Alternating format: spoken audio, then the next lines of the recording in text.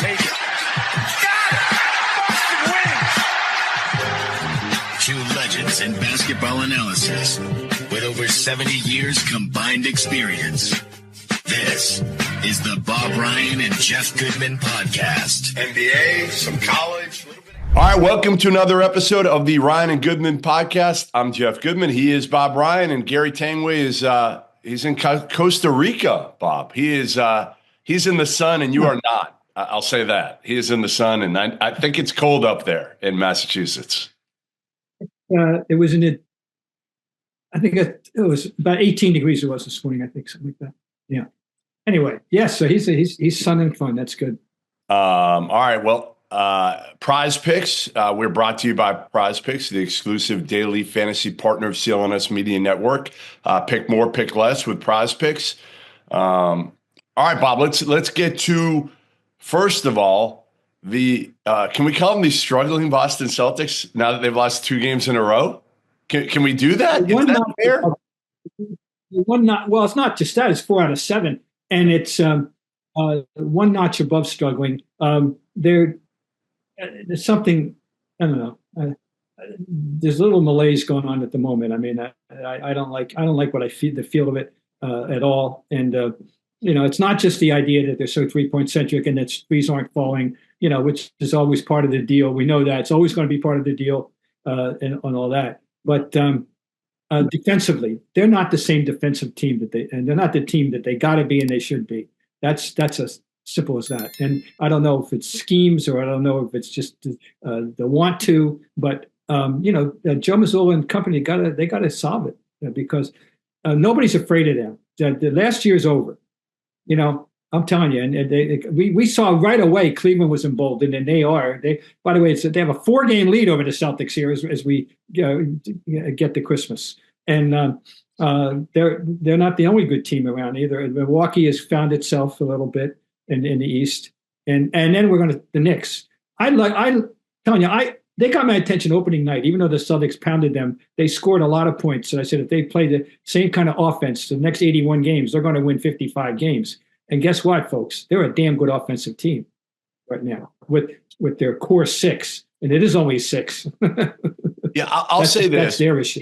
Going back to the Celtics, I'll say this is it's going to be hard. Like this isn't a team, and again, you can go back and really tell me about how those Celtics championship teams were or those Lakers championship teams were. They had each other to motivate them. I just feel like that's what this Celtics team is missing. They're not taking Cleveland seriously, Bob. They're not. I can tell you, and I'm not saying they don't think Cleveland's a good team because I know they think they are, but they're not scared. They're not intimidated. Their biggest issue is themselves. We know that, and motivation. And around the holiday time, you wonder if it's just a little bit tougher to get up for every game. And I know they should be up for the Sixers and Embiid and Maxey and those guys. But I do think there's a little bit of, hey, we're going to be able to turn it on when we want to turn it on here. And I'm not going to get overly concerned about this because I just think it's where we're at. We're not, again, they don't have that team, number one, and we're not in the 80s. We're not in the 70s or 80s where I think guys were a little bit more self-motivated and had fewer distractions than they have today. I don't know. I mean, I'm trying to figure it out, but I'm not overly concerned. I wish they had another team that would motivate them, though. I do. That's a good point you just made there. There's no social media that Larry had to worry about or Magic had to worry about at all 40 years ago, of course. And you're right. They were aware of each other all the time. And they both, Larry and Magic, would circle that dates on the calendar, and I mean that literally. And it was you were always aware of what they were doing every day. How'd the Lakers do? And then secondarily, the 76ers in the beginning of the 80s. The 76ers and Celtics were each winning 60 games, and the East was a combat. One year we had to go down to the last day of the season to determine the Eastern Conference. And that was like talk about a and Larry playoff was game. built differently. Larry was built differently than Jason Tatum, right? Like those are the two stars. You want to compare them. They're very different. Again, I'm not saying like Tatum, I think the knock on Tatum is he's not a killer and he's not tough enough. And like, I think by today's standards, he's fine in those regards. Like, obviously, if you put him, 30, 40 years ago, he probably doesn't stand up. But how many killers are there right now? How many guys out there right now in the NBA are guys that you would say, like, hey, they're going to rip your throat out? Like, they're going to come every single – LeBron's one of them. He might be one of one. I mean, they're at KD, maybe? A guy who happens to be in the news is always finding a way that fits that description. And as much as anybody in the league, it is his description. It is his ID, and that's Jimmy Butler. Yeah. And once again, Jimmy Butler is a source of controversy about. Now he declared, according to sources, he's once out of Miami before the trading deadline, and to which Pat Riley has replied, "No. I'm not trading you. I don't care if you walk at the end of the year, but I'm not trading you." Yeah, that's very interesting. But anyway, he does fit that description, and you're right. I don't know how many other guys I can say. I would say if he were a little younger, and it would really matter that much, I'd say Draymond Green. But Draymond is he's on the back nine. There's no doubt about that. So even Jimmy Butler. I mean, Jimmy Butler's 35. Like, do you really? And his contract, I think it ends at the end of this year. Like, you're not paying Jimmy Butler max money at 35. He's been banged up the last couple of years. I know he's played well in the playoffs, but I'm not mortgaging a whole lot for Jimmy Butler, who, oh, by the way, also has been a chemistry killer at times throughout his career. So, in Miami, it's worked because it's kind of been the Jimmy Butler show, right? It's been his show, his team, his franchise for the most part.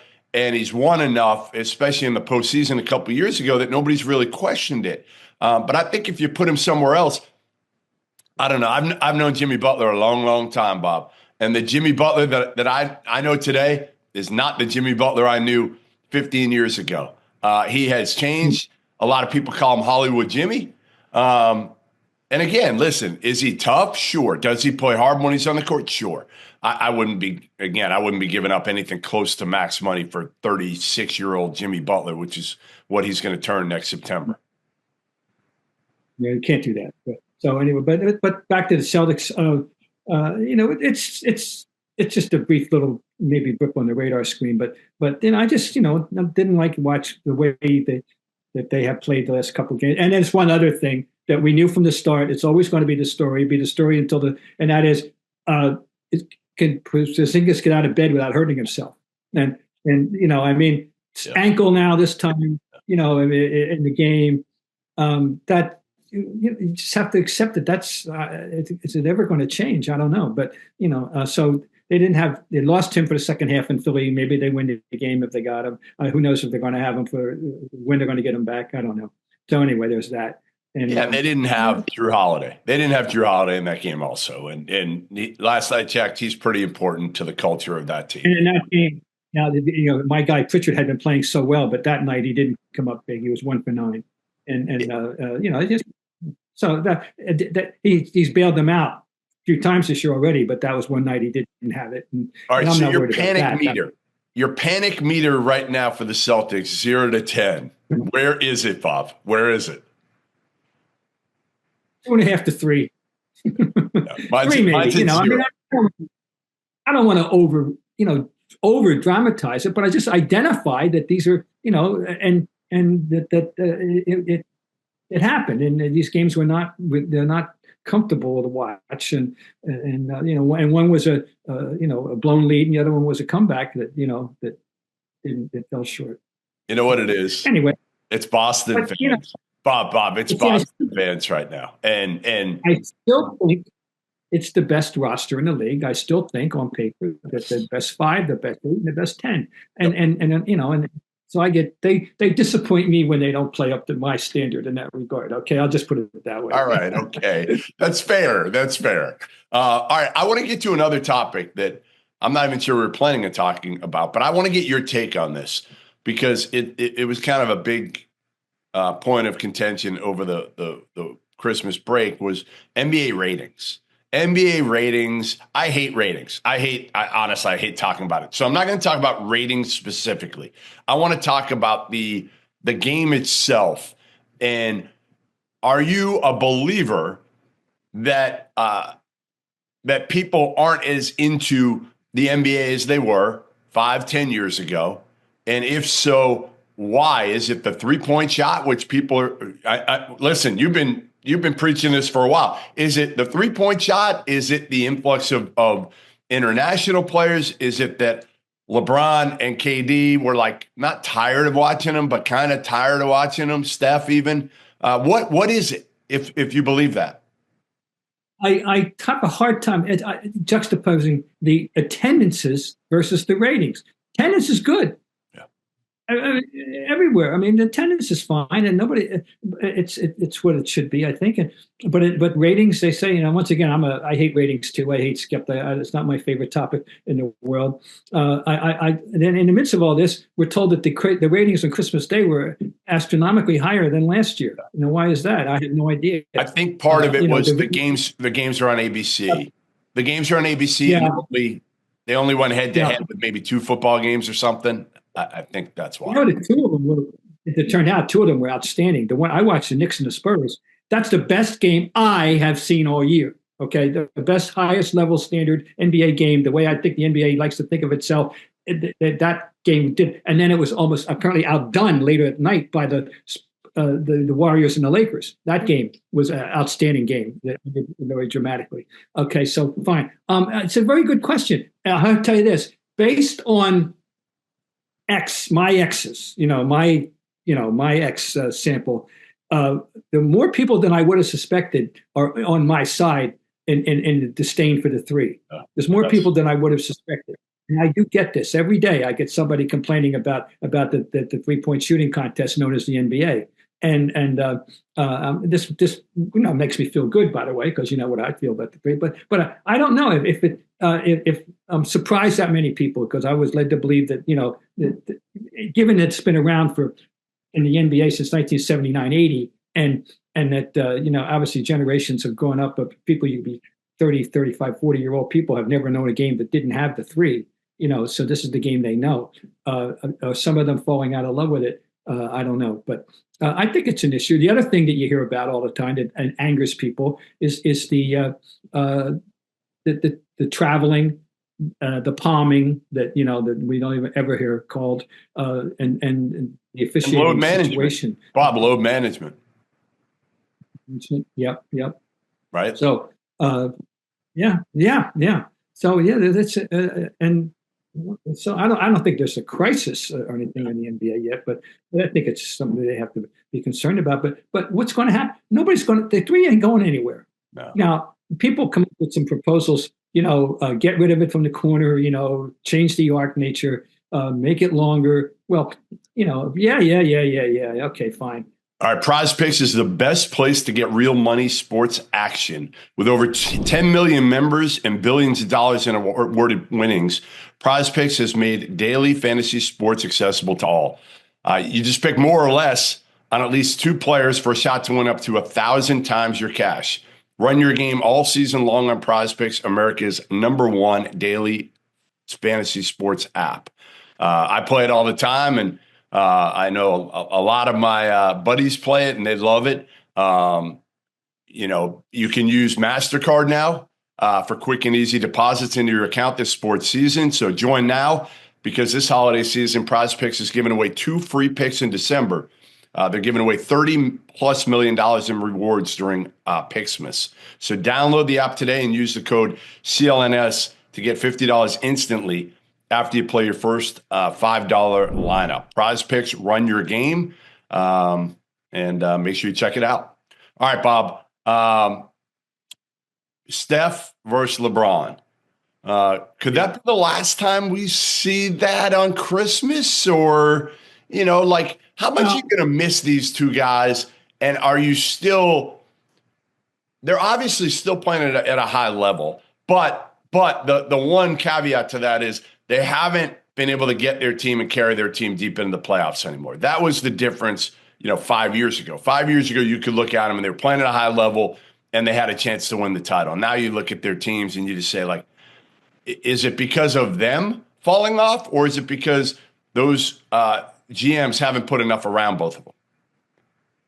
Well, I mean, I think it's the latter, particularly with the Lakers. They've been struggling. They tried to address their problem about shooting when they picked up Hachimura. They drafted Connect, who was a shooter. Reeves, who can shoot, and I think they've addressed it.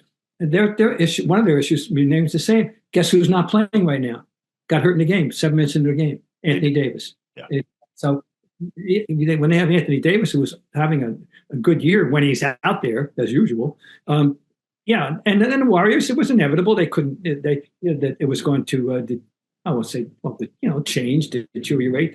They had their run, and Thompson's gone, and now and Raymond is definitely fading, and Curry himself was 36, whatever, 37.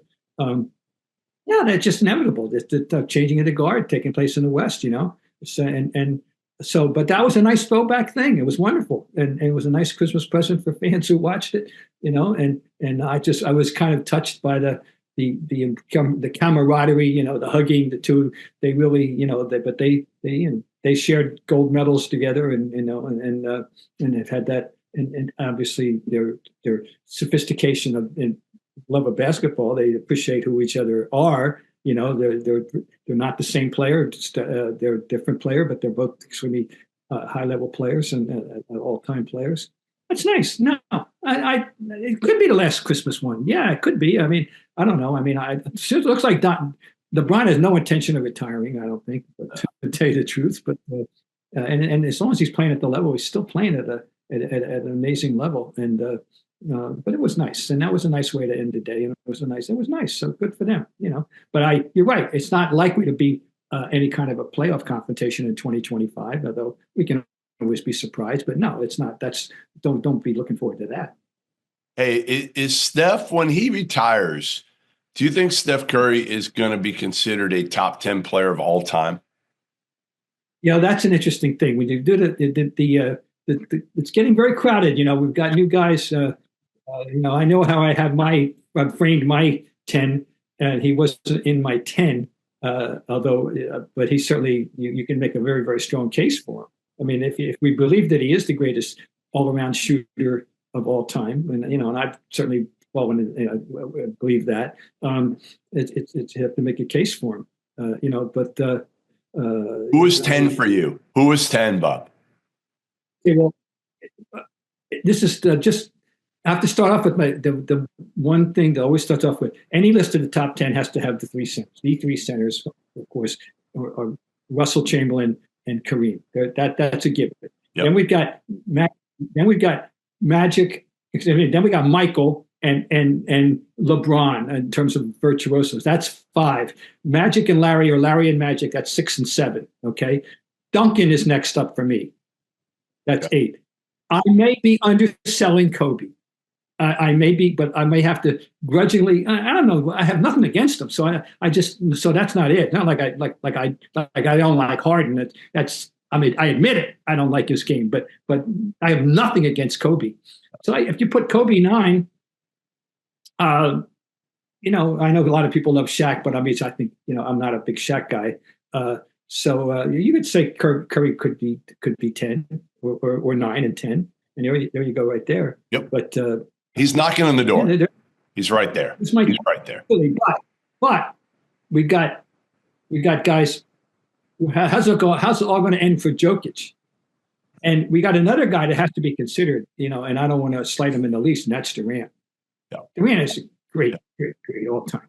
Come on, let's get serious. And so he has to be in that discussion.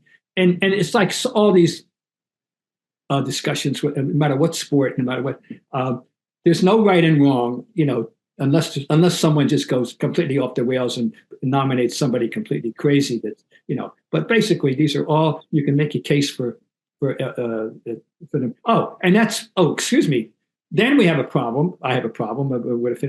What about Oscar Robertson? I would have to. People, And of course, my guy Havlicek, who's the most underrated, people don't appreciate how good he was. And I'll say that for the 10th, he was better at the end of his career, the last 5 years, than both Robertson and West, but people don't realize that. Anyway, you got Oscar and Jerry, and you got Havlicek, and now we're up to about 12, and there was the answer. But Curry's in that discussion, yes, absolutely. No doubt. No doubt. All right.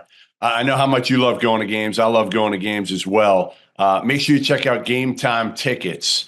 I'm going to do it actually when we're done here because I got to get tickets for the Carolina Hurricanes game. And then my daughter's covering NC State Clemson women basketball. So I got to get tickets for that. So I'm going to browse through their app. You can find seats on Game Time Picks. Great deals on there as well. It's a perfect gift to get people this holiday season. You can see there's a super deal on there. You can see the seats before you pick what tickets you're going to buy. They have a lowest price guarantee, event cancellation protection, job loss protection. They have all that. So make sure you check out Game Time Picks for any, whether it's sports, whether it's theater, whether it's concerts, whatever it is.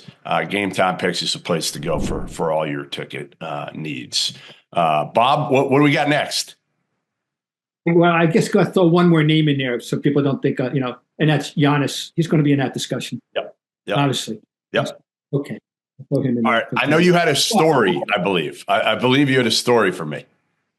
Last night, the Hawks had a very remarkable game. They were down by 21 points, which is no big deal. People are going to, but they won the game by hitting them with a 50-point fourth quarter, 50-5-0. Very rare to have a 50, which leads me to the fact that the record. Do you know what the record is for most points in a period in the NBA history? You have any idea? No, 60. Well, no, close. The answer is 58. Wow. I covered on October 20th, 1972, the Boston Celtics played a home game against the Buffalo Braves. At the end of the third quarter, the score was Boston 103, Buffalo 60.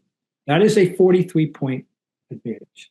In the fourth period, the Buffalo Braves, led mostly by Randy Smith, who went off, scored a record 58 points in the fourth quarter against the Celtics, outscoring the Celtics 58-23, thereby reducing the final margin of victory to 8 at 126-118. That's remarkable enough in itself, but that's not the best part. 126-118, Celtics win. You know what the spread was? Go ahead. 8. Was it really?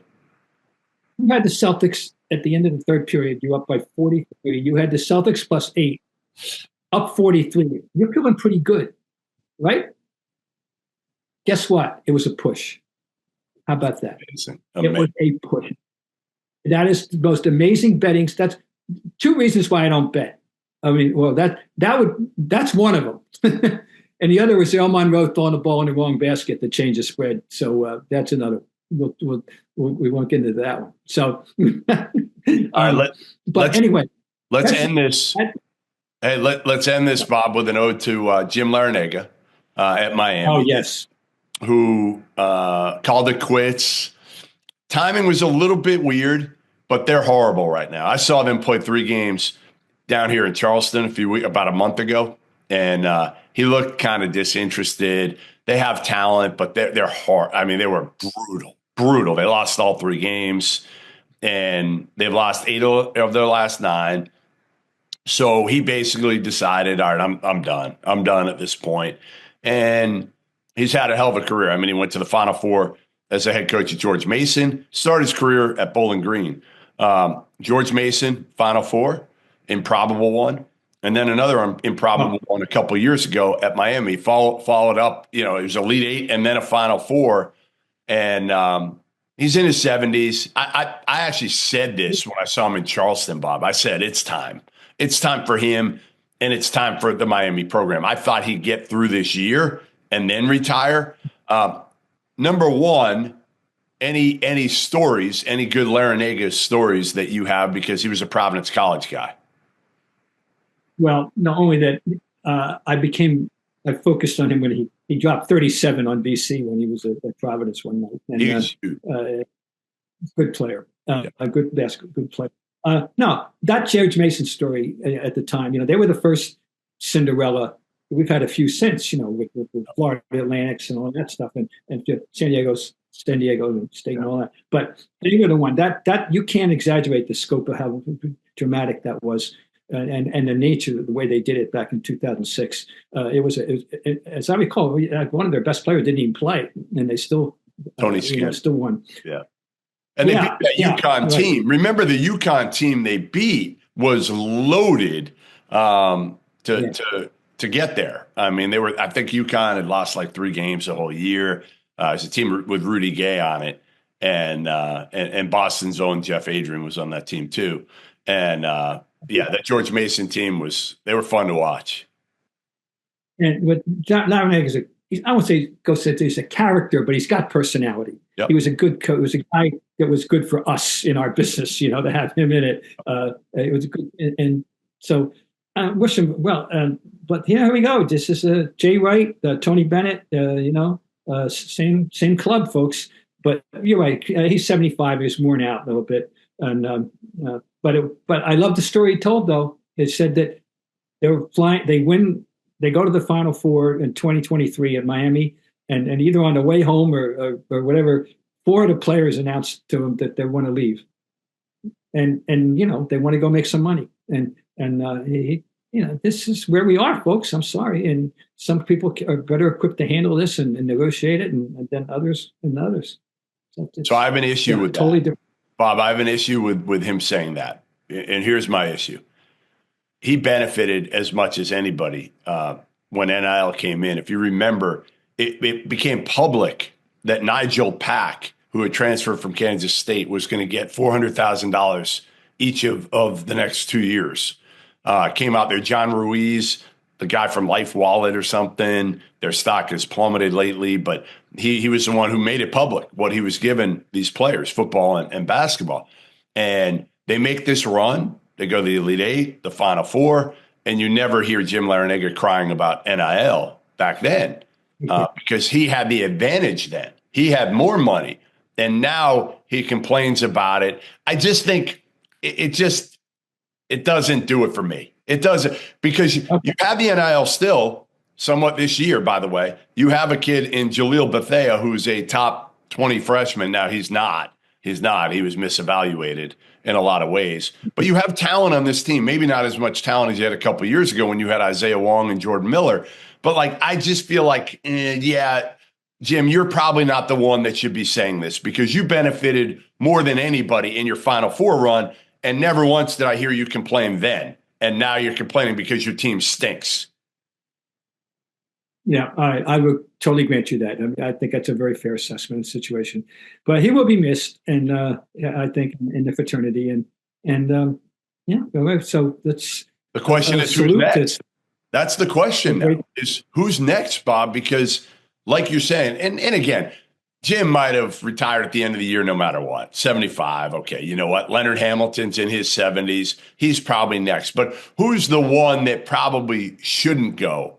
That's going to go because of the changing climate and revenue sharing coming in and NIL and the portal and money. And I would say for my money, it's Mark Few at Gonzaga, who's in his early 60s. I think he's done here in the next year or two. And I was spot on Tony Bennett. He was the first one. I said it. It happened. I said Tony Bennett and Mark Few. But those are the two that I think I could see. I could see Mark Few being next. Mark Few nominated for the Hall of Fame, by the way. Yes. He's on the list. But what a career! Is he's not? I don't know if he's got the best win-loss percentage of all time, but he's got to have one of the highest great win-loss percentages ever. There's no question. 25 years now, I believe. You still have not been to a game at Gonzaga. Not made it out to a game in Gonzaga. Yeah. I know. I'm not going this year. I'm not. Otherwise, I would bring you along for the trip. But I don't. Maybe next year. Maybe next year we do it. It could be. I could see next year being it for Mark Few.